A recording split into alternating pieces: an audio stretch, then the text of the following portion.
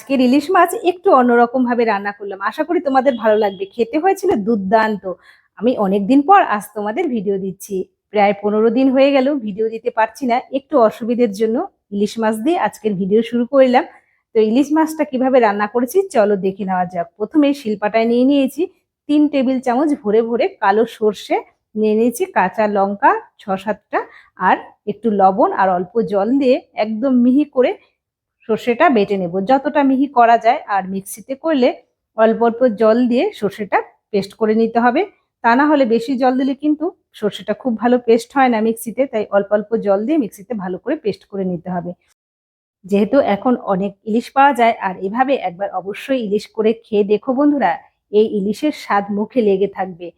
শিলপাটায় একদম মিহি করে সর্ষেটা বেটে তুলে নিলাম, দেখো ঠিক এভাবে মিহি করে বেটে তুলে নিয়েছি।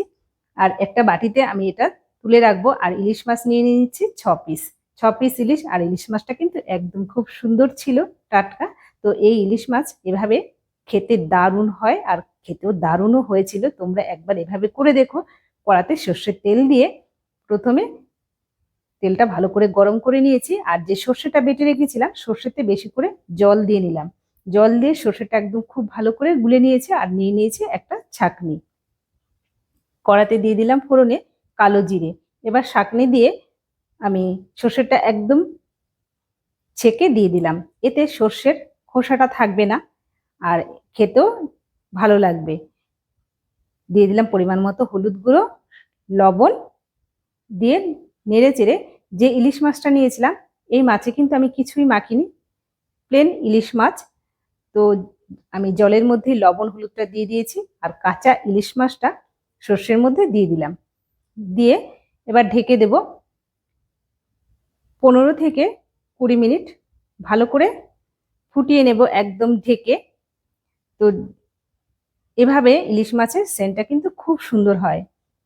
আর নামানোর আগে দিয়ে দিয়েছিলাম কয়েকটা কাঁচা লঙ্কা। ঝোলটা একটু হালকা গাঢ় হওয়ার পর নামিয়েছি। ঝোলটা একটু হালকা গাঢ় হলে এটা খেতে ভালো লাগবে। আমরা ইলিশ ভাপা তো সবসময় খেয়ে থাকি, তবে এভাবেও একবার ইলিশ রান্না করে দেখো, খেতে দুর্দান্ত হয়েছিল। নামানোর আগে একটু কাঁচা সর্ষের তেল দিয়ে নেড়ে চেড়ে নামিয়ে নিয়েছিলাম। রান্না করতে করতেই হচ্ছিল প্রচুর বৃষ্টি। এই বৃষ্টিতে এইরকম ইলিশ থাকলে এক পদেই বাজিমাত। তো গরম গরম ভাতে ইলিশ দিয়ে এক থালা ভাত খেয়ে নিলাম নিমেষেই। তোমরাও এভাবে একবার ইলিশ করে দেখো, আশা করি সকলের ভালো লাগবে। তোমরা কে কোথা থেকে ভিডিওটা দেখছো অবশ্যই কমেন্ট করো। ভালো লাগলে লাইক করো। ইউটিউব থেকে দেখলে সাবস্ক্রাইব করার অনুরোধ রইল। ফেসবুক থেকে দেখলে ফলো করো।